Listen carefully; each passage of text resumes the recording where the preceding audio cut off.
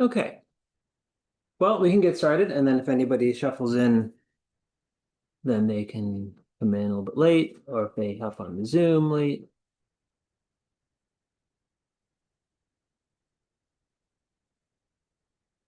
Okay, so session two, getting to know you. This is a little bit of a preliminary session as well. So for the first session, I kind of presented um,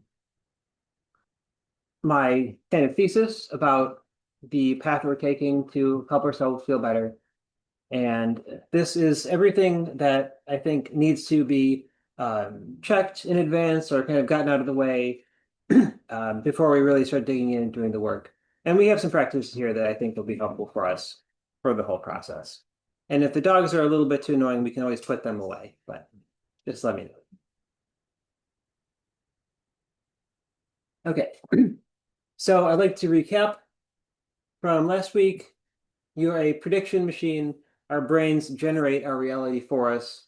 Um, And what this really means in a practical sense is that valence, or whether things feel good or bad, is a sign. It's not an objective thing about the world, but is part of our brain's construction of our reality. And we can sculpt this process by using our attention as a training signal for the brain as it learns what the world feels like to be alive. So you might think that, oh, well, we'll just use our attention and only look at the good things, and then everything will be great. And that is not necessarily the case. So a lot of things can potentially get in the way. And so that's what we'll start looking at today. So yes, for some people, you do the practices, whether that's a mind-body thing, could be yoga, could be meditation, could be any number of things, and or breath work, that's a big one.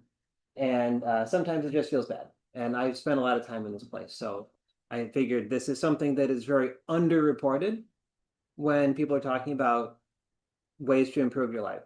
And so here it is.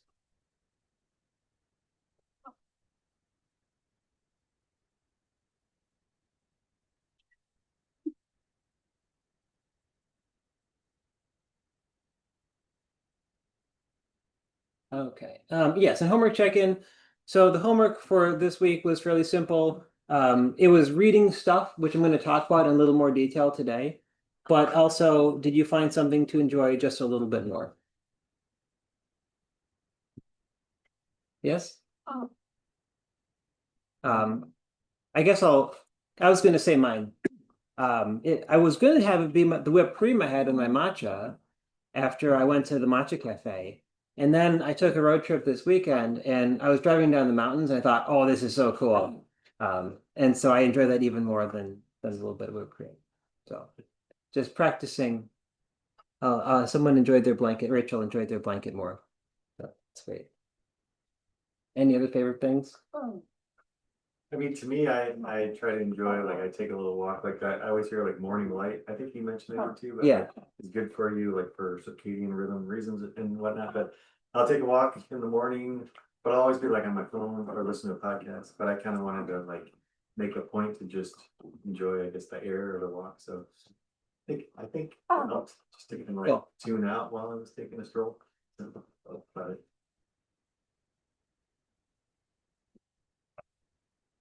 I enjoyed reading more. Hmm. So I was like, yeah, just enjoying the process of being able to read and not feeling like it's, something I have to do, but just like genuinely, like I'm enjoying it. Cool.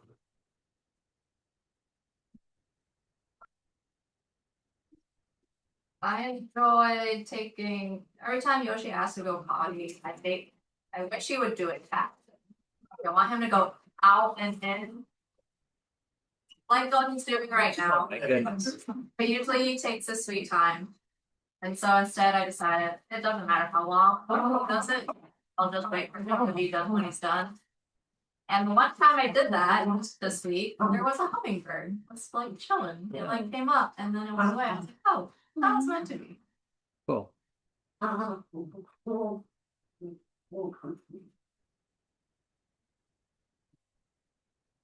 Okay. So thank you for sharing.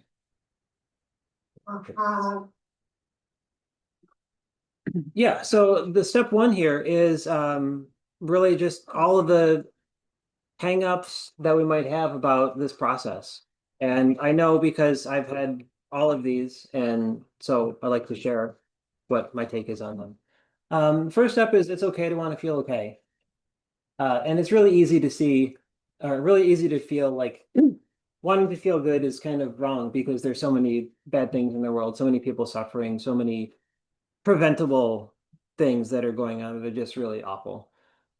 Um, but I think that this reframe is something that'll tune us towards a way of being that actually produces more good in the world.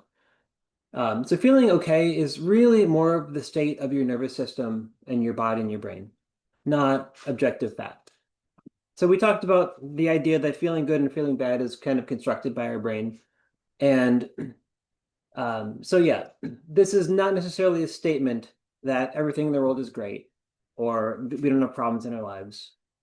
But yeah, just accepting that what feeling okay is not making light of other people's problems. But it's also true you can't pour from an empty cup, as they say. The more resources, this term resources is kind of a therapy speak word for having enough good feeling in yourself to be able to handle stuff. So having that sense of being resourced, it lets you have capacity to do things that you need to do from a sense of enjoyment and not just a sense of obligation. And then if suffering is bad, then so is my suffering. It's easy to view ourselves in a different way, um,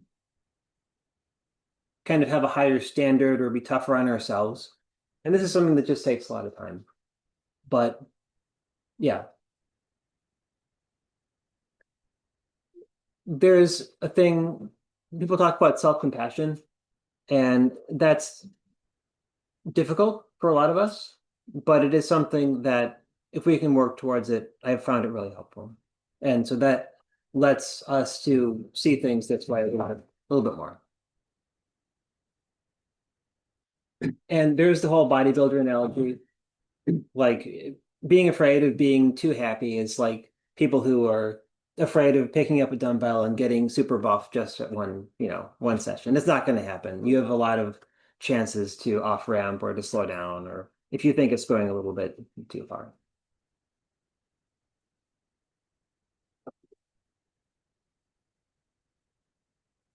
So, and I found this in my own life, and I've read this from many others who have kind of done similar paths.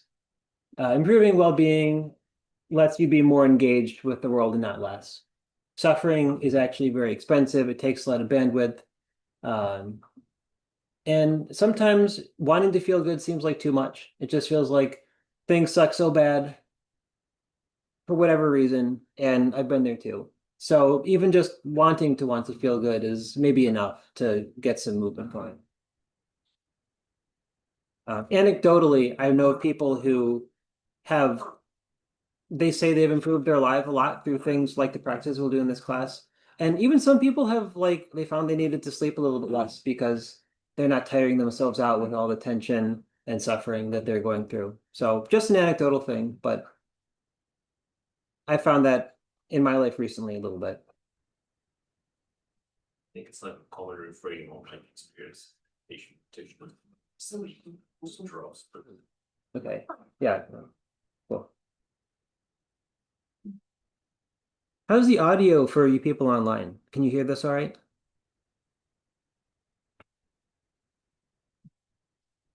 I got some thumbs up. Cool. So this is pointing this way, so hopefully it's not picking up too much of the play.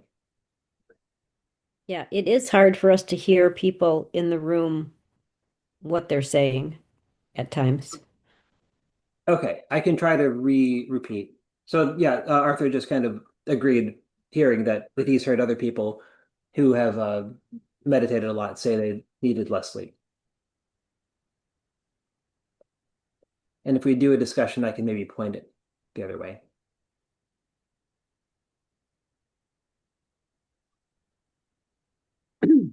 Okay, so when the hardware matters, so there's all these abstractions of the signal and the processing the signal, but we are, we have physical nervous systems and physical bodies. And if something is going on with that, it can make everything a lot harder. So the metaphor I use, because this is what my nervous system has sounded like a lot of the time, is a blown speaker. So it doesn't matter how great music is, if you play it through a blown speaker, it'll sound harsh, even though it's quieter. And the model that we've looked at before is just assuming that we have a reasonably functional nervous system, and there could be medical reasons or reasons that are not exactly something that you could find a diagnosis for, but still are more of a substrate, more of an issue with the actual hardware. So yeah, the main insight here is that physical issues can present as mental problems for sure. Depression, anxiety, fatigue, brain fog. So the email that I sent to everybody last time includes a bunch of these issues. And I'm not going to go through them all in detail in class because it's such an individualized thing. And kind of being your own detective in this regard is something that will help you out. So I just want to recap a few of them though. Some of these hidden obstacles that can come on slowly without any warning or gradually, and you just kind of think that's what life is, and then you realize I haven't felt good for 2 years. Something is going on, but it was just so slow that when something goes missing, it's much harder to notice than, oh, my leg hurts today, or some other thing is going on. So thyroid stuff, blood sugar issues, hormones, just such a vast thing. I'm not a doctor, but a lot of things can go on with that. Vitamin D levels. Hey, bud.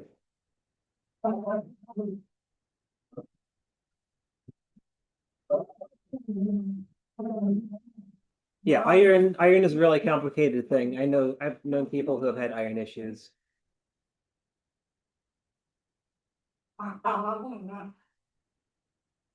B12 vitamin levels, especially if you're vegetarian or vegan.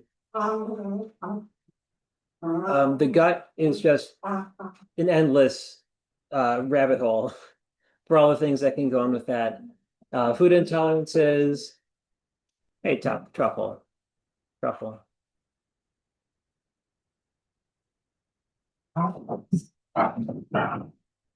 Dysbiosis, SIBO, celiac, methylation stuff. Methylation is really weird. It's one of those genetic conditions where you just respond differently to foods and medicines than everybody else. And it can be like invisible for a long time. Then you're like, oh, that's a big thing. And I've always had it and I just haven't known about it. I'm not an expert on it. I don't have that in particular, but look into it if you have unusual symptoms. Sleep and environmental stuff. Apnea is a huge deal. That's one thing I've had to deal with. Mold exposure, also really, really weird stuff happens for people who have mold exposure. And thankfully, we're not in like a super wet climate, so it's less of an issue. But I've seen lots of really funny posts online and tweets and people who are experiencing mold exposure, and it's not good for you. So the funny tweets aren't worth it. Chronic inflammation has all sorts of causes. That's just a whole nother can of worms. And yeah, personally, sleep apnea, thyroid stuff, food issues, all gave me a lot of problems. And they're not obvious. I didn't fit the profile for some of these things, sleep apnea, and it's just a matter of doing your research if you're not feeling great and sanity checking your doctor, checking with the AIs. They're very useful now, and if you have not all used them, they're just getting so good. That's a good question. Yeah. What is this field? Dysbiosis is when the microorganisms are not balanced in a good way. which is a very, very broad category of problems. But also, I don't think we have a perfect picture of what a healthy gut microbiome looks like in every way. So yeah, IBS is kind of a bucket they'll throw you in if they couldn't figure out something else, which I've been diagnosed with too. And that's been a very interesting story. Just anecdotally, again, a lot of the IBS symptoms that I've had, and I was developing lactose intolerance because I had too much tension in my gut. And once I got rid of some of the tension, I stopped being lactose intolerant because stuff could move properly. But absolutely weird stuff in the gut. Thank you.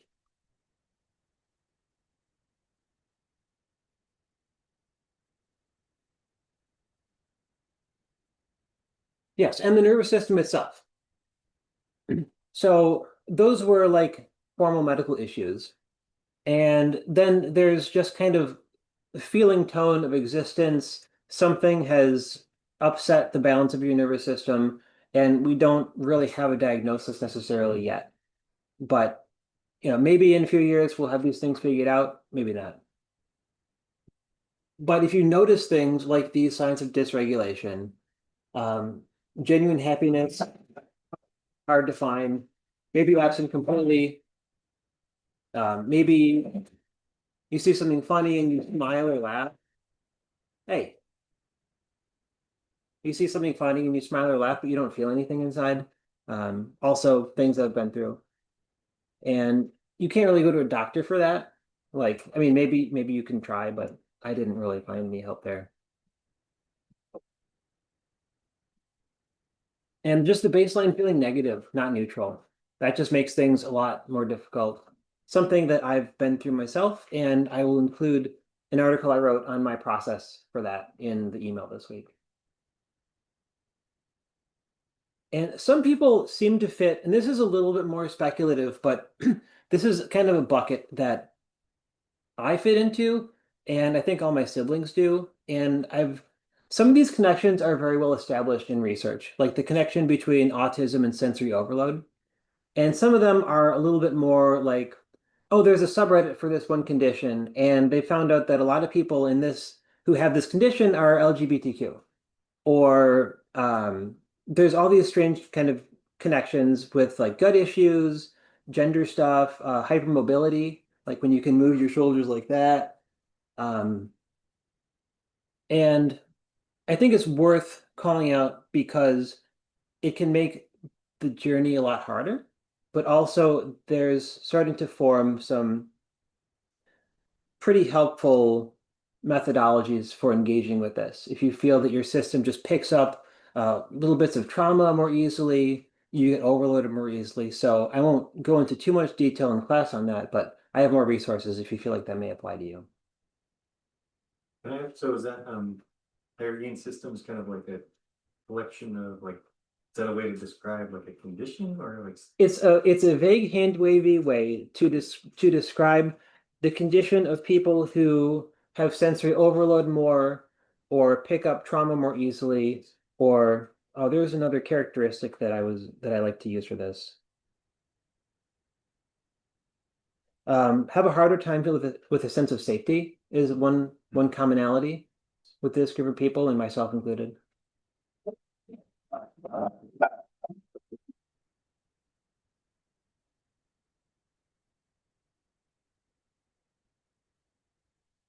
Yeah, and these are some of the correlates.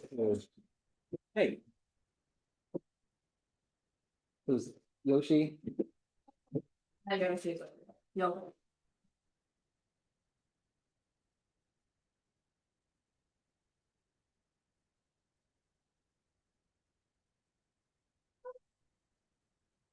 Yeah, maybe time for Truffle to be imprisoned. Oh, the audio's cutting out. Can you hear me? There was a little bit of additional noise in the room for a second, so that may have affected the audio for a minute there. Okay, yeah, probably I think Zoom was trying to cut out the background noise and it cut out some of the other noise, but I think we're okay for now. Okay. Yeah, so the correlates autism, ADHD, hypermobility, autoimmune issues, anxiety, mast cell activation. This is another interesting thing. Hopefully, you don't have to know what this is, but it's just all sorts of chemical sensitivities correlate with this stuff.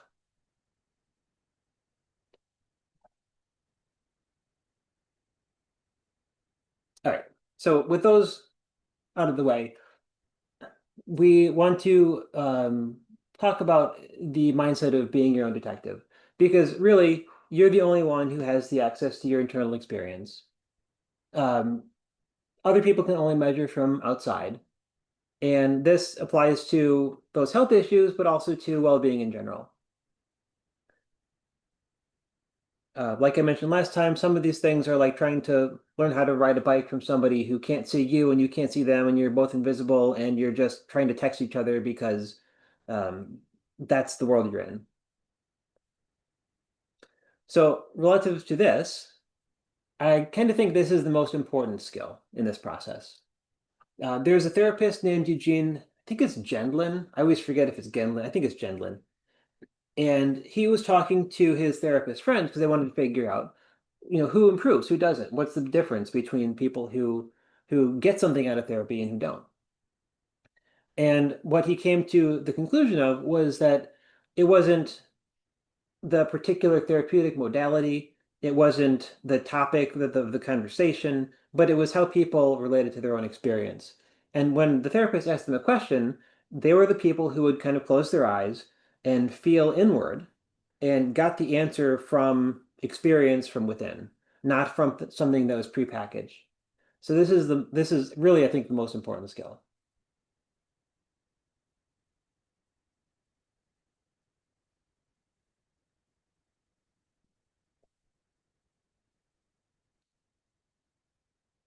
So from this, we can talk about the felt sense.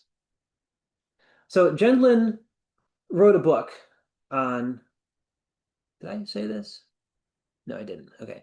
So Gendlin wrote a book on what he believed his ideal version of uh, that skill was. He called it focusing. And if you have the time, it's a good book called just Focusing by Eugene Gendlin, and I'll send this. Um, yeah, you could look up the guy. He's just famous for one thing. And he read the audiobook too. So if you want to hear that, that's kind of a cool way to get the thing directly. Um, and the way that he wrote his process, I think, is good and helpful. I'm not going to go into that in this class.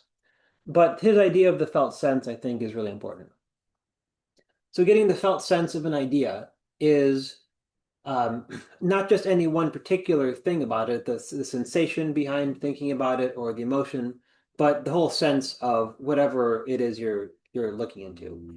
So if you're going to make a decision that is fine on paper, but something feels off, being able to pay attention to what that thing is this felt sense. And as you learn to develop the skill, because it's a skill, it's hard to articulate exactly what it is, but paying attention to the sense coming from within, you'll gain insight about yourself. It's a safety mechanism because if something is going wrong with what you're practicing, then this is the first way you'll hear about it or you'll know about it. It makes all practices more effective because you'll be able to guide yourself better and also then selecting the practices which work for you.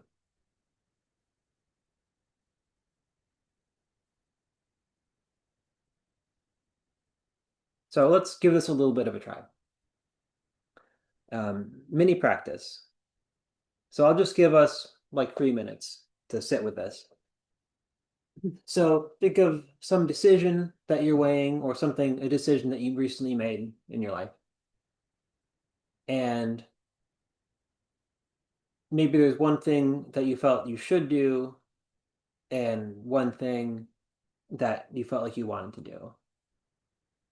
And maybe just close your eyes if that feels comfy, or soft gaze, or just, yeah, turning inward and thinking, like, what is the difference in your body when you think I should do this thing versus I want to do this thing?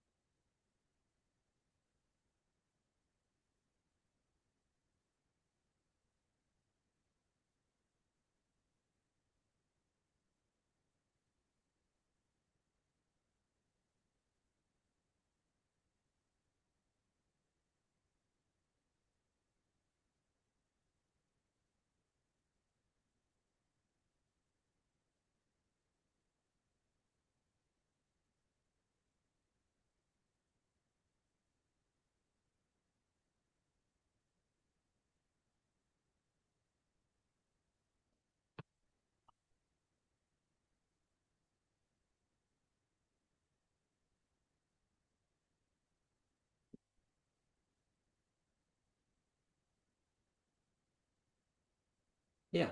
So anybody have any words for that difference?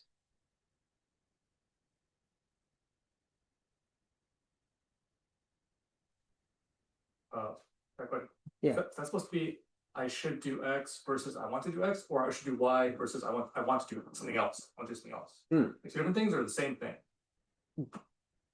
I tried both ways. That's a good question. I think either one is just as valid. Okay. Yeah.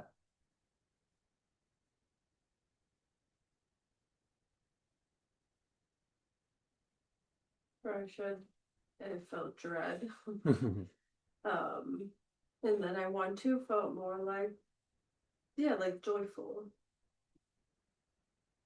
Cool. Yeah, we're getting from the chat. I should feels more tense. Yeah, I totally feel that too. Yeah, and even for me, should is like kind of a constriction here. And then I want to is kind of more like head forward. Maybe different for you. There's like a saying, don't should all over yourself. I like that.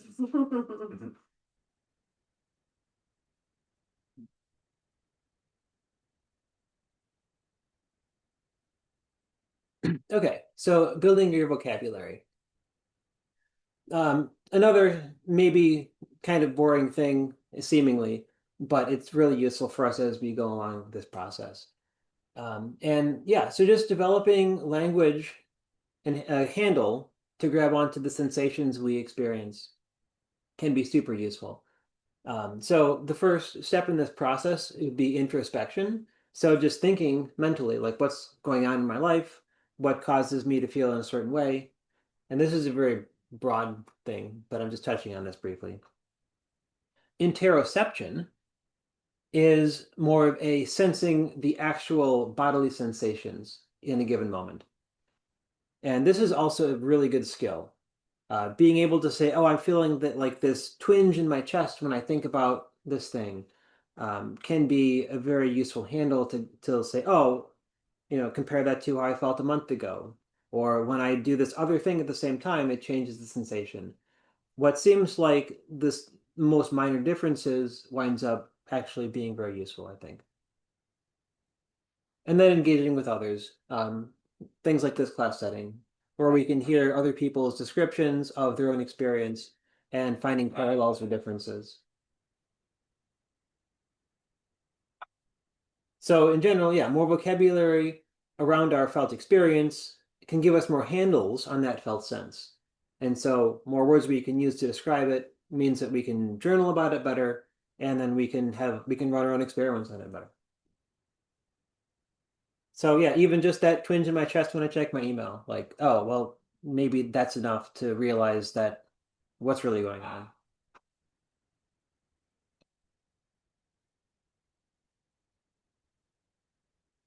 So when you do find something, there are some things about the mindset that I find to be helpful. So curiosity over judgment. So I noticed something, oh gosh, like this reminds me of this issue that I got to do before Friday. And, then one thing leads to the next. And the first skill that was really useful for me in this whole process was just like, okay, it's just one thing. I don't need to bring in every single issue. Um, so very useful skill. And just approaching with curiosity. I bet there's a reason for why my body is doing this. That's interesting. I don't know necessarily how to fix it or if it has to be fixed, but leave it for what it is. Trusting your data, sensations are real, even if you can't explain them. We don't need to put a story on everything as soon as we get it. And don't override too quickly. It's really easy to put a sensation into a box to try to attach it to some concept and make sense of it. And often that's good, right? Making sense of things is one of the most useful skills we have as humans. But when you're looking inside, sometimes it's good to give things little space to breathe. And yeah, kind of the same thing, being patient with the ambiguity, just giving things time to settle. Is that good? I don't want to be too quick. So let's do another mini practice. we'll just take 2 minutes and just see what this feels like. So, how do you know when you're defending yourself in a conversation? This one might have a strong body signature for you. Where does it show up? Does it have a texture or a color or something, some other handle you can use to get a sense of it?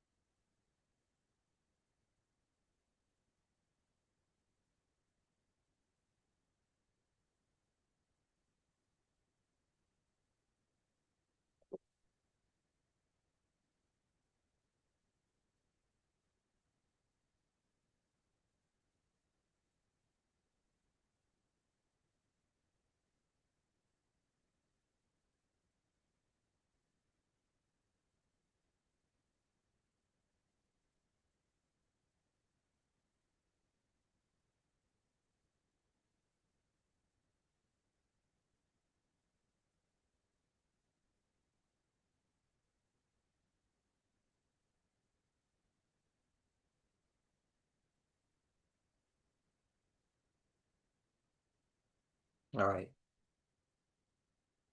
Any words for that one?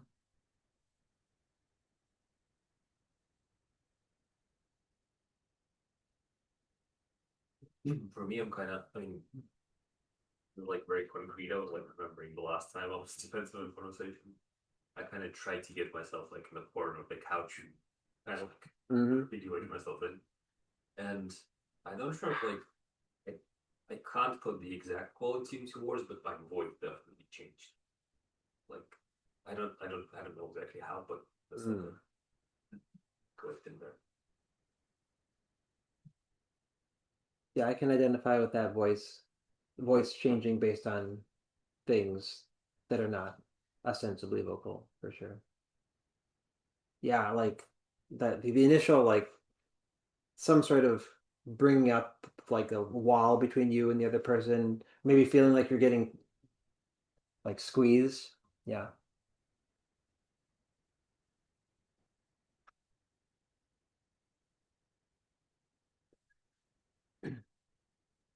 Yeah. So let's there's a lot of variation between how people respond to practices. And just touching a few things again for me, this will not be the same as what you have, but breath work is a really common modality to help the body settle. And we'll do a little bit of this next time. But even a lot of the relaxing breath work was just making me dizzy and awful. Feel good meditation didn't work because I didn't really have any good feelings to work with. IFS, the parts work therapy we talked about last time, was mind-blowingly helpful. And mindfulness meditation was very helpful for me with kind of what we talked about a couple of slides ago of like there's one sensation, there's one thought. You don't need to bring in every other sensation and thought in your brain at that moment. And for something that doesn't work, it might just not be for you. Try something else. There could be a substrate issue. Like a lot of my problems came from nervous system issues. And once I figured out how to deal with those, I had more capacity to do some of these things that didn't work for me before. Sometimes it is just a matter of you're in a tough spot. You don't have a lot of capacity. You don't have a lot of those resources, that feel good energy that keeps you able to handle stuff, and that's fine. Some practices take more, and or just could be the timing is wrong. So you don't need to be attached to one way of doing things. Oh, and we did get one response from the chat. Maycat says my cheeks and ears will feel warm. I'm assuming that's the defensive sign. Yeah, another use of the felt sense, your felt sense really guides this whole process. That's why we're building it now before we engage with deeper practices. And okay, so another hang up, some of the stuff might seem kind of woo-woo, kind of wacky. And I think a lot of those woo-woo wacky things are really, really effective. But also we don't want to just believe all sorts of random stuff That just feels like not really compatible with the way I want to approach the world. So I think this view is helpful. It helps us to keep our beliefs true and also gives us the most freedom to pay attention to what's going on inside. And that'll lead us to more effective practices and a better experience in general. So if we compare objective measurements with subjective, science deals with objective stuff, measurable, replicable, verifiable. And subjective is what is my actual sensation? What is my felt sense? What is my experience right now? These are largely independent. I mean, I can't say that they're completely independent because, we're all in the same world, but they have their own standards of evidence and really no conflict if we don't generalize inappropriately between these two things. So these are both mistakes, and I think they're just as big of a mistake as each other. So saying there's no peer-reviewed mechanism for what you're experiencing, so it's not real. But also saying I felt I could describe the sensation with the words energy is moving. So therefore I can cure disease and shoot Hadokens and believe all sorts of crazy stuff.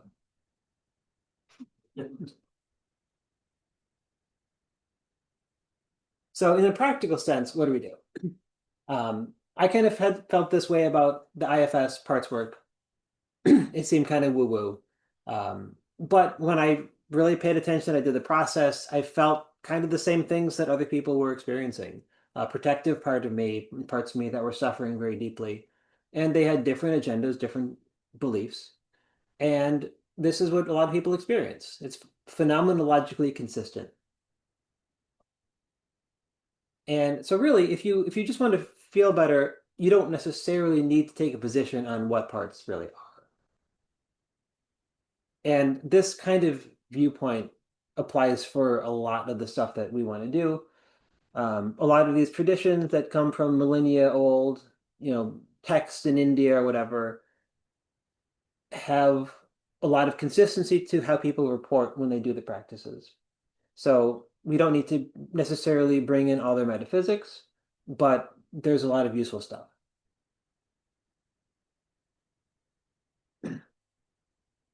And the counterpoint to all this is our minds do like making up stories, and we can have sensations and do the practices. And somebody wrote in some ancient text that there's some sort of reincarnation thing or whatever, or I don't even know what they believed. But people just like to make up stories, try to make sense of the world. And yeah, we don't have to believe every thought that pops up in our head. We can just take the experience for what it is and let that settle first. That's a good question. Yeah. So how would you unpack the we can accept sensations as they are without having to believe all of them? You can believe that you have that sensation. You don't have to believe that that sensation is caused by X particular thing, or that that sensation will give me, some ability, or is corresponding to some actual energy that is flowing out between me and you, or something like that. That's my take on it.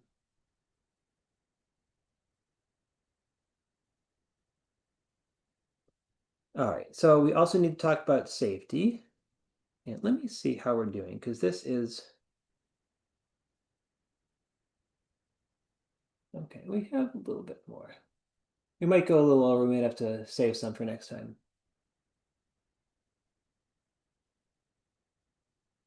Okay, so there's a lot of mind-body practices that we'll try, and I've selected them with with a special view on safety. There's some meditative practices that are a little more dangerous than others. And dangerous can mean a lot of things. But the best analogy is exercise. So physical exercise can cause injury. There's people who try to bench press way more than they should and drop weights on themselves, and it's terrible. The risk is never zero, but you can reduce the risk. And mind-body practices are similar.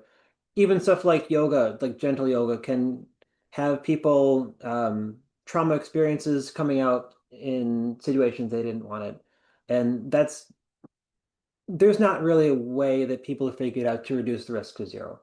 I firmly believe that a lot of this stuff is very safe when done properly, but this is just a possibility. So self-inquiry, the kind of more hardcore meditative practices tend to fall into this bucket more often. People trying to unify their mind or to get, enlightened or awakened really fast, things like that. Self-inquiry, if sometimes seeing yourself really clearly can make things come up that are difficult and that you don't have enough space to process. So again, follow the felt sense. If it feels like you're getting into something tough, slow down, back off. Trauma can come up, and sometimes just seeing things clearly lets you see how they suck more clearly without having developed that resourcing, that felt sense of okayness, which helps so much with that. There was a study done, the Matthew Sechet, or I don't know how to say his name. He's done a lot of good work on meditation, measuring people in meditative states, working on safety meditation, and other mind-body practice. And yeah, so 13% of meditators in the one study he did a couple years ago reported experiencing moderate or greater suffering after doing their practices. This is something that can be reduced, and they actually have some ideas on how to do this. And that lab, Sachet, he has his most recent paper. It's actually a preprint. It just came out a few days ago, so I thought it was great timing. We kind of splits the process in along the meditative mind-body work spectrum into stability and then capabilities. So kind of building down versus building up. So if you're building a skyscraper and you want to have more capability, he represents the foundation as this part, and then the actual insight, the wisdom as the capabilities or insight, which is the part that goes up. So if you just build upwards with the skyscraper, it is more liable to fall over. So building a strong base, developing a sense of wholeness, felt sense of safety, intimacy with experience, and a sense of basic goodness is the foundation that will keep you stable and grounded. If you do choose to go into some of the more advanced practices.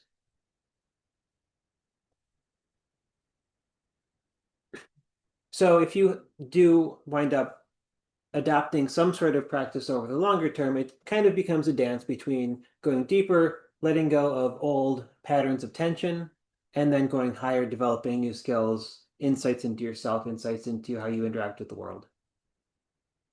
And this is also why I've chosen to teach body and signal before attention and processing.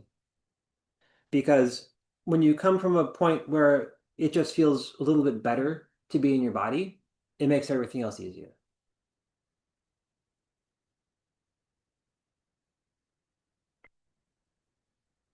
One more kind of caveat. Has anybody heard of Chesterton's fence? It's so there's I don't even know what he's famous for. G.K. Chesterton, he was a writer, I think, a poet maybe. And he basically says, if you see a fence and you don't know why it's there, don't get rid of it. Because it might be doing something that you don't understand what it is. And this is a pattern that can exist in the mind body too. If you have a negative pattern, tension, dissociation, numbness, even things like addiction are often, at some point, they were protective, helping to avoid something that was too much to handle. And maybe they're not good for you anymore, but they served a purpose at some point. But if you're still in the situation that caused you to adopt that pattern, that can be actually dangerous to forget those patterns because you'll just kind of re-traumatize yourself again. So another use for the felt sense, just don't barrel through something if it feels like, oh, this is maybe not ideal, but this is actually keeping me, I don't know the right word for that. It's just keeping me able to keep things together right now. And grounding is a type of practice that we're not going to do in class, but I'm putting in the homework. Grounding practices are very not fancy. They're like noticing your feet touching the ground, noticing some objects around you. It's not saying don't think, but it's saying put these things in your awareness. And usually a lot of the problem the things that are difficult are thoughts that are arising in the head. So if you do these grounding practices, it can help for those moments where things are a little bit overwhelming. And then more signs you might need more support, intrusive thoughts that aren't settling, feeling dissociated or detached, or just feeling worse.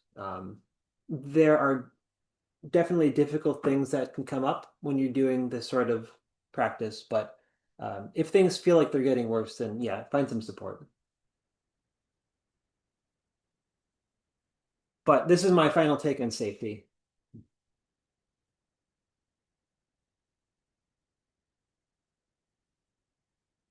And I think we're a lot more resilient than we give ourselves credit for.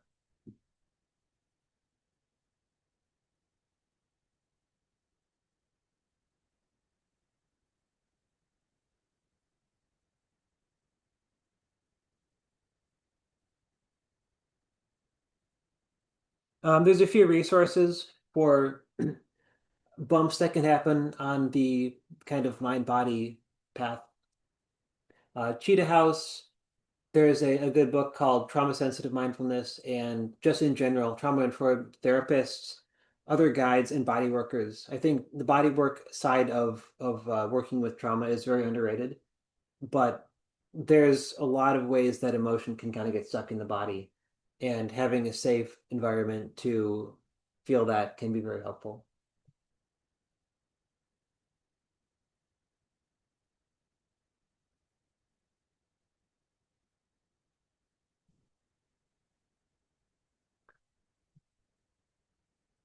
Oh my goodness, it is late.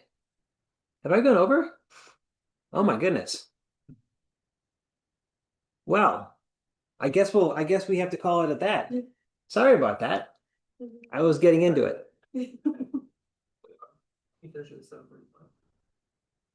Am I? Okay, okay. I've gone over the time that I allotted for the talking part, but we're not over the time for the whole thing. So I guess we're all right. I changed the time. Yeah, because like last time I did this, it was a different, yeah. Started late. Okay. Okay, okay. So we'll get back into this. We're not doing interoceptive mapping. We are doing dyad practice. How many people do? Oh, perfect. Okay, so we have 6 people, and I would like to invite you to pair up. We're going to do this practice, which is very simple. We'll do.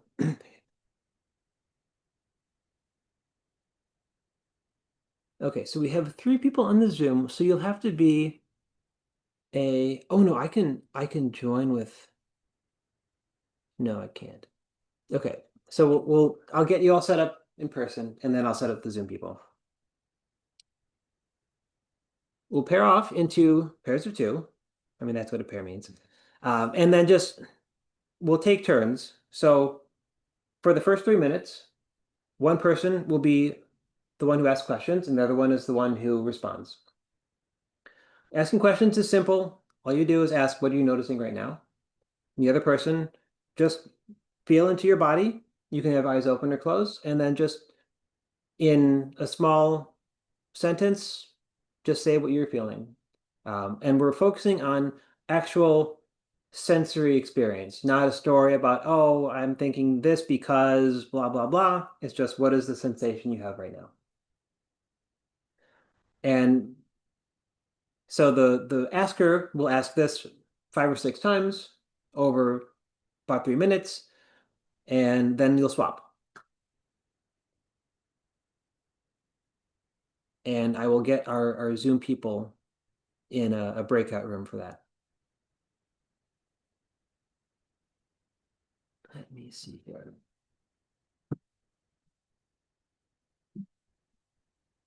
Okay, how's that sound? Keep going.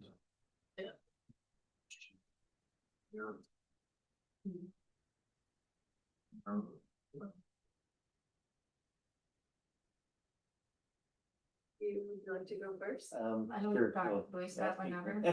I mean, I could ask. So, Yeah, if you feel comfortable with that. Okay, so I'm inviting you all into a break. Yeah, there's some talk about people noticing digestive things happening, and that's very much a thing that happens when your system's starting to relax.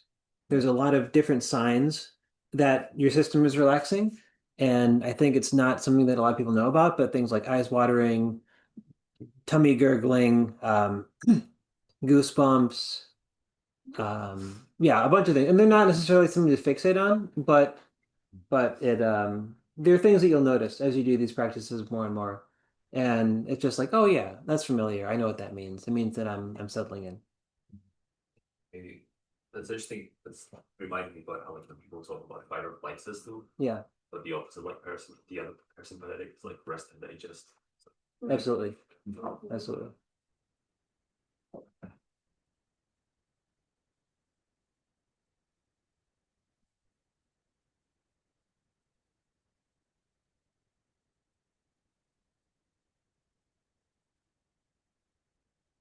Okay. So I'm telling them to end their room. And we'll come back to this. So can I ask, is that part of like an overall practice, or is that just specifically this exercise? Or Yeah, diet is just like something with two people or two parts or two people. Um, this particular practice is, I think, something they do they call it authentic relating communities, but it's also related to it's very similar to some meditative practices that I've done, where one person just sits or lies down and focuses on what their sensations are, and the other person is just a facilitator. So asking more than one question, but kind of being present with the person who is meditating and just trying to help them inquire into whatever their experience is. Yeah. And I may have mentioned last time that a practice like that's actually how I was able to do jhana 1. Oh, really? Yeah. Huh. All right, welcome back, our breakout room people.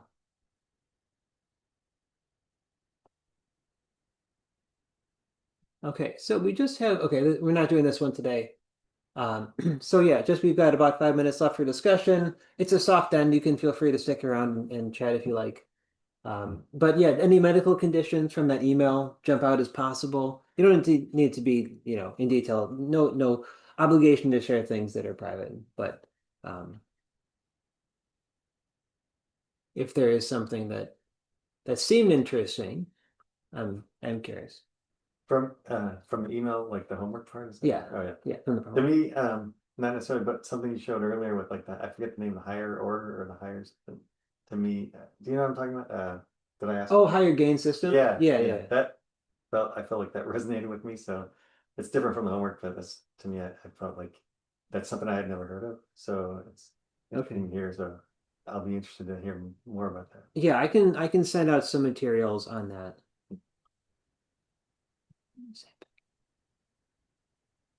Chat. Okay.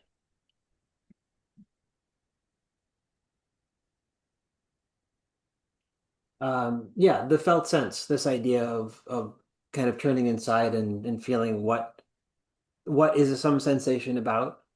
Um, does this feel familiar to anybody, or is this like a completely new concept?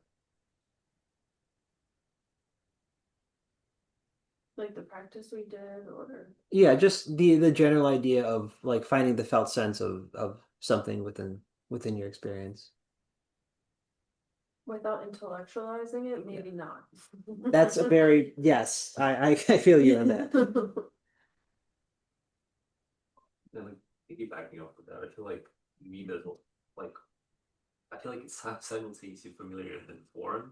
Hmm. And I think part of that comes from like an ability to kind of like click that like intellectualizing is also like a felt sense. It kind of feels separate, even though it's like part of the whole thing. Like a lot last session we talked about like Buddhists often consider the mind like a sense, like another sense. Okay. But it, yeah. Maybe I could surround a little bit to be more audible. Yes, getting some, Rachel says, pretty new for me.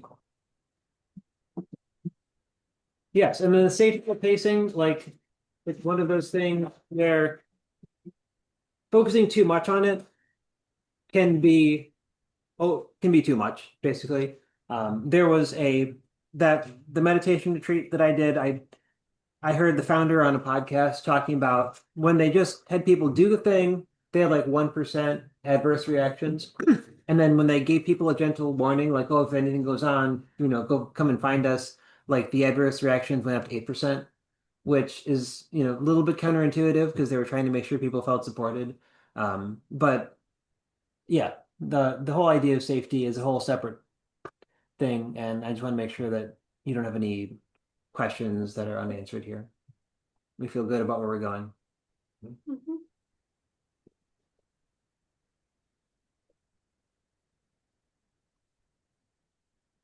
So yeah, homework. I'll email all this so I don't have to write it down. Listening to the body dance. This is, I think, a very underrated thing. And people who dance, like, don't stop dancing until they physically can't do it.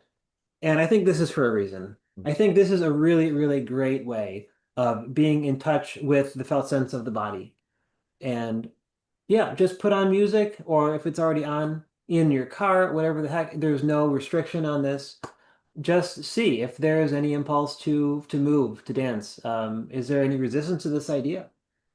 I've done this before and I was so terrified that I went to a thing and I didn't leave my car for an hour, and I finally got the courage to go with like 20 minutes left, and it going back to this sort of practice I found is really helpful. So I think that there's not many better ways to start this mind-body exploration.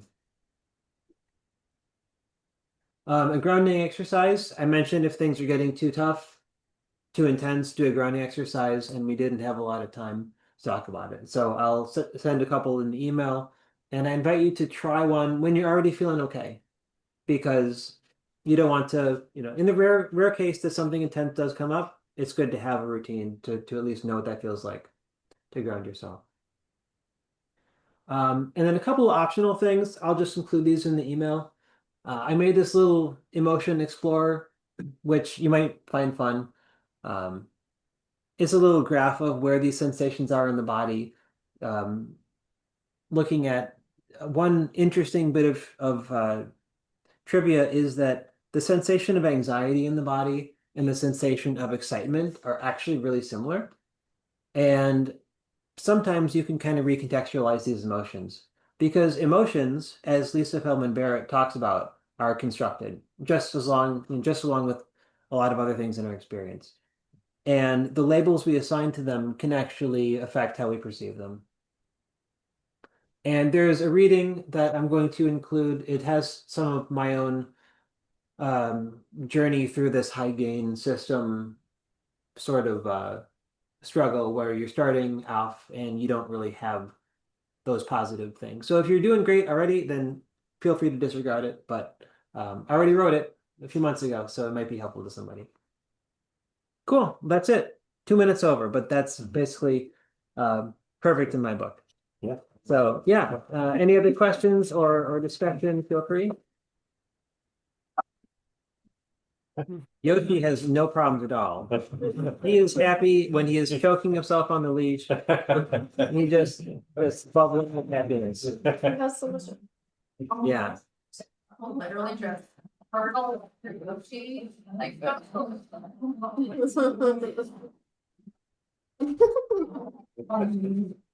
I'm glad you could all join us on the Zoom. If you have any questions, oh dear. Sorry, the sound's going to be cutting. The dogs just got in here. Yes, thank you for being here, Maycat, Tracy, and Rachel.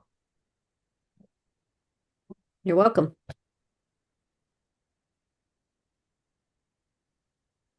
Thank you.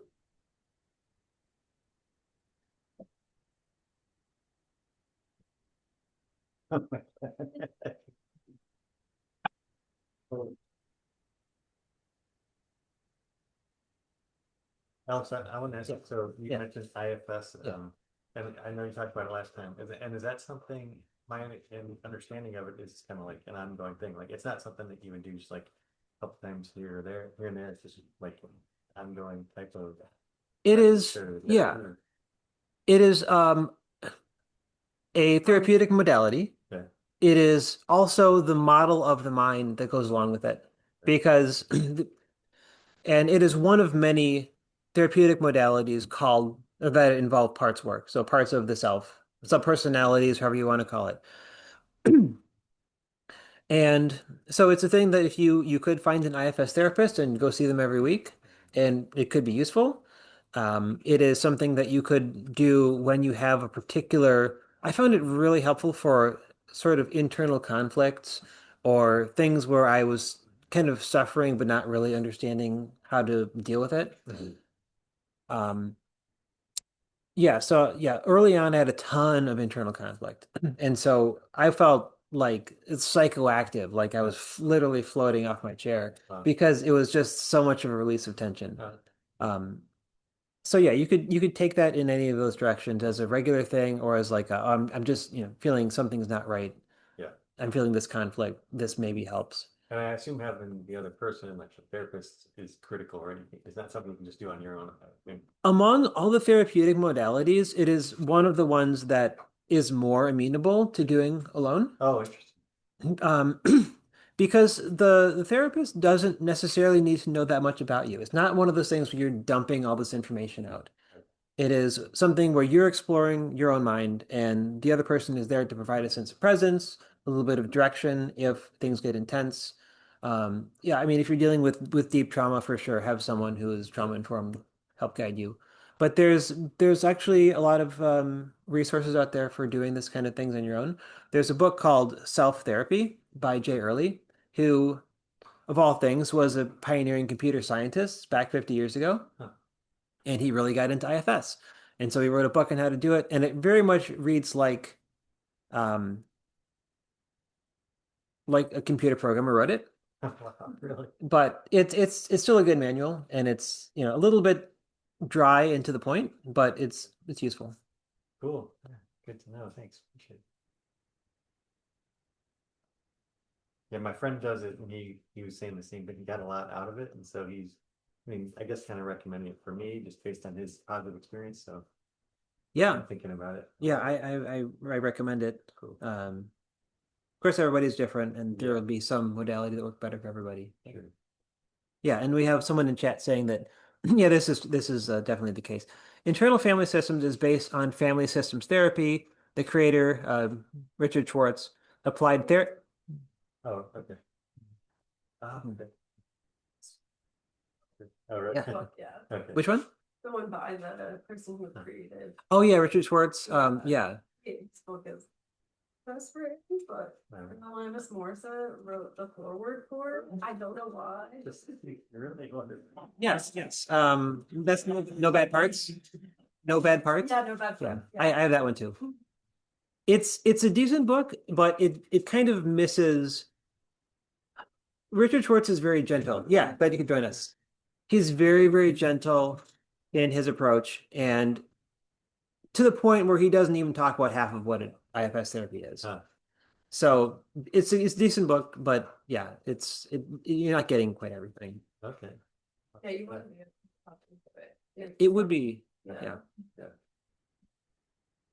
Cool. I'll check it out then.